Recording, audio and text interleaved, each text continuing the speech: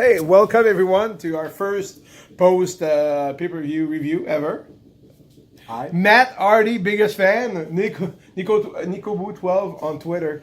You know that he's a big Matt Hardy fan, but you know I don't know why. You know he's my son, but I don't know why he became such a huge Matt Hardy fan. Tell me more about Matt Hardy and why. He's a super athlete and probably the best wrestler ever in this company. Yeah, I have to agree with you. You know, Matt Hardy, you know, just the way he walks to the ring, you know, the athleticism, he's the best in the world, you know. Wonderful. And now we're going to talk about yesterday, Extreme Rules. It was a very good pay-per-view. You know, a lot of people are bitching, like they always do. But I really enjoyed the pre-show. I think the pre-show matches should have been in the main card because New Day against Sanity tables match was too short. It was very good. I think Sanity winning here makes a lot of sense because they've been on main roster for about They lose twice. They lost twice already, so they want to take away the aura of invincibility. I'm not for, okay, you're new, you have to go on that long winning streak, and then you lose a match, and then you become a jobber. Already like the Belgian brothers that are like invincible now. Exactly. So. The thing is that every time a guy gets to main roster, he goes on like 20 matches where he wins, and then he loses, and then becomes just a job guy. So it doesn't. To me, it sucks. So it's better like that. You know, they won a good match yesterday against the New Day, and they'll move on and probably keep feuding with New Day or the Usos. So that was good, you know. And Andrade Cien Almas, did you enjoy it? Yes, it was a great match, and I think it's good for Sin Cara and Andrade Cien Almas. Yeah, because Andrade is, you know, I've said it before, the best wrestler in the roster, best wrestler in the world. And I think that with Zelina Vega, sky's the limit. So. And Sin Cara is very underrated, and he can go. They had a very good match, not as good as the one they had on SmackDown last week, but it was still good. Yep. And the fact that Zelina interfered in the match makes him more like a heel. If it was the first time that some people saw him, at least now they get that, oh, he's a heel and he's got that manager, you know, he's going to be like troublemaker. Usually, you don't get a lot of female managers. It's been a long time, so I'm very happy for Andrade. Yes. It sets him apart. Yeah, Maurice. It sets him apart from the rest of the roster. And that El Tranquilo pose that he does, if you've seen on Twitter, a lot of people do it, and he retweets everybody. So if you want to, you know, get the interest of Andrade, you know, the El Tranquilo pose from anywhere, and you post it and tag him, and he probably retweet or like the tweet. Very good, cool guy and great wrestler. And I think, you know, the sky's the limit in terms of what he's going to do. Do you expect him to win the U.S. title soon, or? No, but Shinsuke is the U.S. champ, so heel versus heel wouldn't really work. So I think that more like I don't know, main title. Yeah. But now just like little few don't know, like a good face like Ty. No, because there's not a lot of faces on SmackDown. No, somebody like bigger, like. Yeah, there's not a lot of. But there's not a lot of face. Like AJ. On SmackDown, there's AJ. Jeff Hardy is banged up. You know about the way the match. You know, yesterday against Shinsuke, I loved it. You loved it too. We're big fans of Shinsuke, by the way, and I love the fact that Shinsuke won. Of course, everybody knows Jeff is banged up, but at the same time, you know it elevates Shinsuke without putting Jeff down. And Orton kind of face turn, like I think he's going to be like a tweener. That's perfect role for him because, you know, I've been tired of Randy Orton for years, but especially babyface Randy Orton. Do you agree? Yeah. Because it's boring. He does the same thing all the time. So yesterday, you know, if he adds a little bit more bang to his personality, I think it's going to be good. And do you think it's going to be a good feud with Shinsuke if they get there?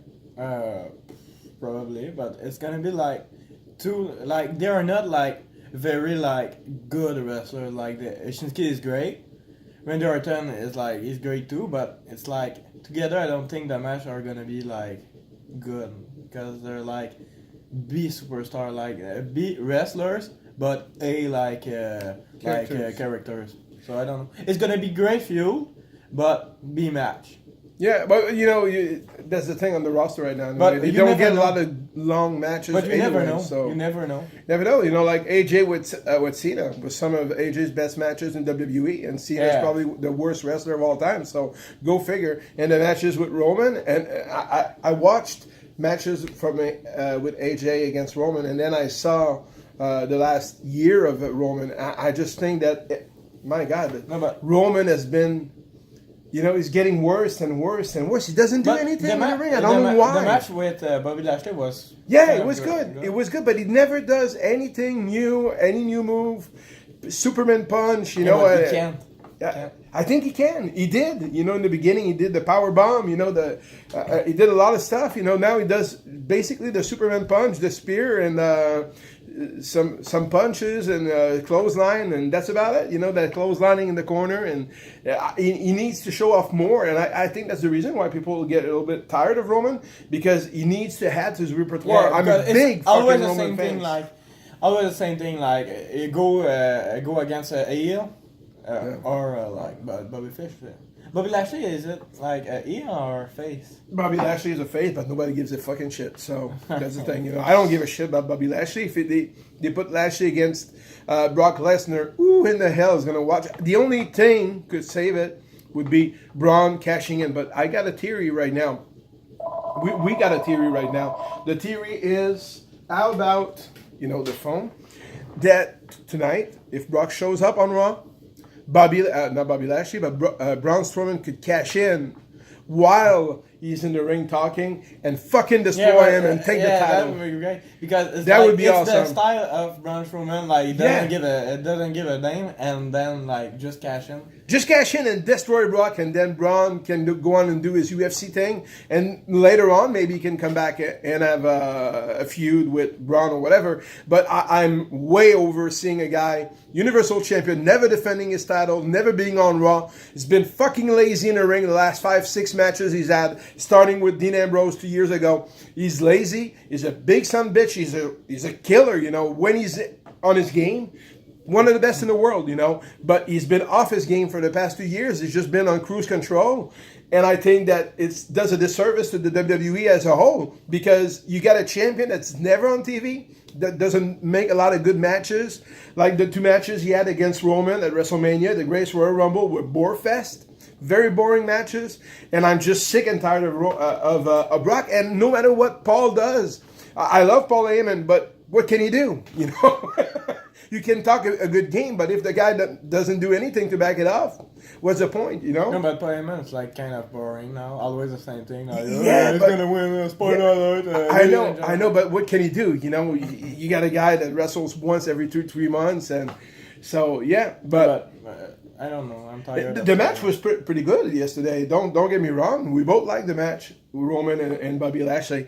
And I think that Bobby Lashley, if he had a manager, kind of like Paul Heyman, that would help him, because he has zero charisma. Yeah, but nobody would fit with him. Like, I don't know. The guy is the most boring, generic character I've ever seen. Though he's a super athlete, wow, man, look at him. He's built from granite. Okay, he beat Sami Zayn in a feud that nobody liked, and then already in the big game.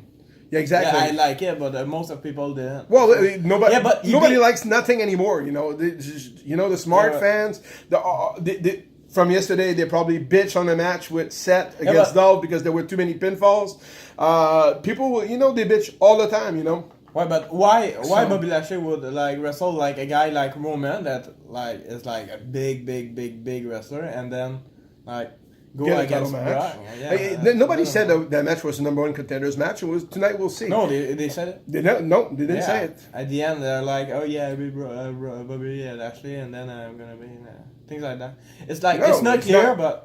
He's not the number 1 contender for Brock. I think that Brock, doesn't want to wrestle Bobby Lashley because I don't know. They're both UFC guys, but Lashley's so boring on the mic. He needs somebody to talk to him. Imagine Bobby Lashley in the ring with Paul Heyman. Paul Heyman would just eat him alive, So that's the thing. No, but you can even if Paul Heyman is with him, he's boring in the ring too. He's strong, but he's just that. Yeah, he's just a strong guy. But he had a good match. I think that, some of his TNA matches, even when he was in WWE against Umaga, he works well with big guys. No. I think that if he was faced against Braun or maybe against Samoa Joe, he looks great would in make TNA good matches. Because not a lot of great wrestlers. No, you have to look good. You have to face good wrestlers. But I mean, against, I think it works better with bigger guys. It's kind of like AJ Styles. You know, his best matches, like yesterday, was an awesome match against. I think to me, it was the best match on the card. Rusev and AJ yesterday. Shinsuke. I love the Shinsuke match, but I mean, if you talk about a match, not a squash, that, by the way, was 7 seconds long, the match. I think it's the quickest in the history of the WWE. But Rusev was absolutely amazing, and I don't think that even if the feud is already over, it's still going to make him go straight to the top. It's like, okay, he can face the big guy, like the big superstar. Like, that shows like he's ready to, for the big title shot. Yeah, I think it was. If it was a test, he passed it. And with they can't you have to stay with Aiden English. He's cool. Like the entry is still not like. But I mean, if you take Aiden English out, Aiden English will be back to not be on TV. Yeah, but Rusev will be like. But we say that, but take a good example is the B team. When the Miz left, we're like, oh shit, we love Curtis and Bo, especially Bo, and they're not gonna get airtime. Fuck, they get more airtime than they ever did, and they beat. Don't cry. They beat Matt Hardy and Bray Wyatt. And by the way, Bray yesterday was a fucking beast. Was awesome. He was the Bray Wyatt that I remember, that I love. He was aggressive. Everybody was great. Like last night, Shinsuke, his Kinshasa was like always, and example, AJ Styles was better than ever. Like since WrestleMania, it was and now he's like he was with Cena. The leaders of world were losing the title. I think it's a short term. I think AOP are coming in on fire. I think AOP going to be a world champion soon. I think now the next feud could be with the Revival. You can mix everything up. The Revival AOP is like, wow. If they have half the matches they had on NXT, that would be amazing. No, it could be like Revival against B-Team. And then the Revival. You could have Bray Wyatt and Matt Hardy against AOP. In the pre-show of SummerSlam, Damn right. I think so. I think that the potential is there for having great matches between the Revival, AOP, and they have a stacked tag team division if you take SmackDown with it.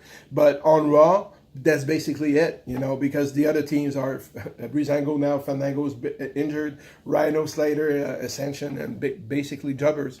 But on SmackDown, why in the fucking Blue Hell will you put the bar there if you have nothing for them? That doesn't make any sense. I'm a big fan of SmackDown, but right now SmackDown. Yeah, but there was there for all 1 year straight. There was always there. So little pulse, And for those who don't follow Sheamus on Twitter and YouTube, you're missing out because he's probably the most entertaining guy. He's got his Celtic Warrior YouTube channel that you can follow. They got their channel Cesaro is a lot of time on the up down down, and then you've got Sheamus with his channel Celtic Warrior. That's awesome. Yeah. So basically, yesterday was a pretty good pay-per-view. We're gonna. I expect Raw tonight to be pretty good. I hope we're gonna see the cash in from Braun, because I hope first that Brock's going to show up. If it doesn't show up, well, that Kurt Angle's going to keep his promise and strip him of the belt, because we need to have a fighting champion on Raw.